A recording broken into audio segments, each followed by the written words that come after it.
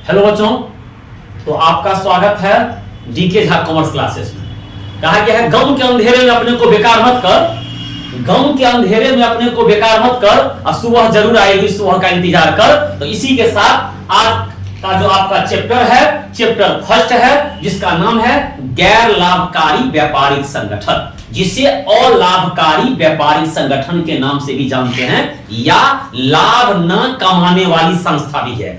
अलाभकारी, गैर लाभकारी या लाभ न कमाने वाली संस्था, एनपीओ अकाउंटेंसी का पहला चैप्टर है, not for profit organisation. NPO not for profit organisation अलाभकारी, नाम से स्पष्ट है, गैर लाभकारी या व्यापारिक संगठन या अलाभकारी, जिसमें अ लग गया, जिसका होता है नहीं।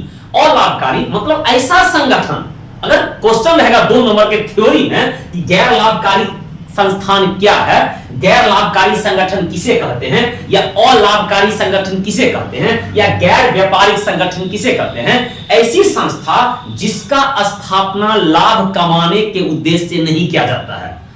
ऐसी संगठन या ऐसी संस्था जिसका स्थापना लाभ कमाने के उद्देश्य से नहीं किया जाता है, बल्कि समाज में निष्पक्ष सेवा के भावना के उद्देश्य से स्थापित किया जाता है, गैर लाभकारी व्यापारिक संगठन कहलाता है। ऐसी संस्था जिसका उद्देश्य लाभ कमाने के उद्देश्य से नहीं किया जाता है, बल्कि समाज में जनता के कल्याण के लिए, समाज के कल्याण के लिए, समाज के भला के लिए स्थापित किया जाता है, उसे हम गैर व्यापारिक या अलाभकारी संगठन कहते हैं। अब ये अलाभकारी जो व्यापारिक संगठन कहते हैं, इसमें क्या सब आता है? तो इसमें टोटल धार्मिक संस्थाएं आता है, जैसे मंदिर हुआ, मस्जिद हुआ, गुरुद्वारा हुआ, उसके बाद पुस्तकालय हुआ, विद्यालय हुआ, महाविद्यालय हुआ, सांस्कृतिक कार्यक्रम में आता है, ड्रामा समितियां आता है, खेल समितियां आता है। ये तमाम जो चीज जो है वो गैर व्यापारिक संस्थान में आता है। अब गैर व्यापारिक संस्थान में ऑब्जेक्टिव में पूछ देता है कि निम्नलिखित में गैर व्यापारिक संस्थान कौन है, तो जितना जो एग्जाम्पल जो दिए हैं ये टोटल गैर व्यापारिक संस्थान है, जिसका उद्देश्य लाभ कमाना नहीं होता है। अब जो आता है कि गैर व्यापारिक संगठन की जो इनकम है, इसका पैसा आता कहां से है, सोर्स ऑफ इनकम क्या है? इसका सोर्स ऑफ इनकम है सब्सक्रिप्शन है, जो अपने सदस्यों के द्वारा दिया जाता है चंदा।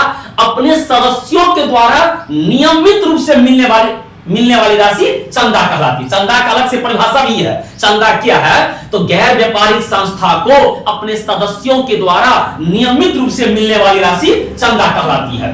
तो ये चंदा इसका है, सब्सक्रिप्शन दान है, मतलब डोनेशन, और सरकारी अनुदान है, सब्सिडी इसका सोर्स ऑफ इनकम है। इस संस्था का जो स्थापना किस रूप में किया जाता है? तो एक सोसाइटी के रूप में किया जाता है, ये ट्रस्ट के रूप में किया जाता है, एक क्लब के रूप में किया जाता है, इसका स्थापना किया जाता है, सेवा क्लब के रूप में, ट्रस्ट के रूप में। ढेर सारा ट्रस्ट जो है जो चल रहा है गरीबों के लिए, समाज के लिए, देश के लिए, ये अस्पताल में अनाथ आश्रम चल रहा है, बहुत ऐसे ट्रस्ट हमारे देश में चल रहा है जो अपना फंड लेकर अपना सेवा भावना के उद्देश्य से चल रहा है। तो ये अपना गैर व्यापारिक संगठन है। अब ये होता है, क्वेश्चन होता है कि ये गैर व्यापारिक संगठन है, क्या ये भी अकाउंटिंग करती है, ये भी अपना अंतिम खाता बनाती है? तो बिल्कुल बनाती है। 11th में पढ़े हैं कि व्यापारिक संस्थान जो है जिसका उद्देश्य लाभ कमाना है, वो भी प्रत्येक वर्ष के लास्ट में अकाउंटिंग का काम करती है। अंतिम खाता बनाने के उद्देश्य से वो 3 प्रकार के अकाउंट बनाती है, trading account, profit and loss account और बैलेंस शीट। तो गैर लाभकारी संगठन भी प्रत्येक साल के लास्ट में अकाउंटिंग करती है। ये भी 3 प्रकार के खाता का निर्माण करती है। पहला है प्राप्ति एवं भुगतान खाता, नोट कर लीजिए, रिसिप्ट एंड पेमेंट अकाउंट। दूसरा आय खाता, इनकम एंड एक्सपेंडिचर अकाउंट। और तीसरा बैलेंस शीट। सब कभी अलग अलग पढ़ेंगे कि प्राप्ति भुगतान खाता क्या है, आय खाता क्या है, बैलेंस शीट आर्थिक चिट्ठा क्या है, प्राप्ति भुगतान खाता की विशेषता, आय खाता की विशेषता, और फिर आर्थिक चिट्ठा क्या है। तो ये हम नेक्स्ट वीडियो में पढ़ेंगे। इस चैप्टर का कॉन्सेप्ट यही था। इस चैप्टर में पढ़ेंगे प्राप्ति भुगतान खाता, उसका थ्योरी पढ़ेंगे, फिर उसका सवाल बनाएंगे, प्राप्ति भुगतान खाता का फॉर्मेट और उसका सवाल कैसे बनेंगे। आय खाता जो सबसे इंपॉर्टेंट है, इनकम एंड एक्सपेंडिचर अकाउंट, उसका हम फॉर्मेट पढ़ेंगे, पहले थ्योरी पढ़ेंगे, आय खाता क्या है, विशेषता, और फिर उसका सवाल देखेंगे। और तीसरा आर्थिक चिट्ठा है। तो ये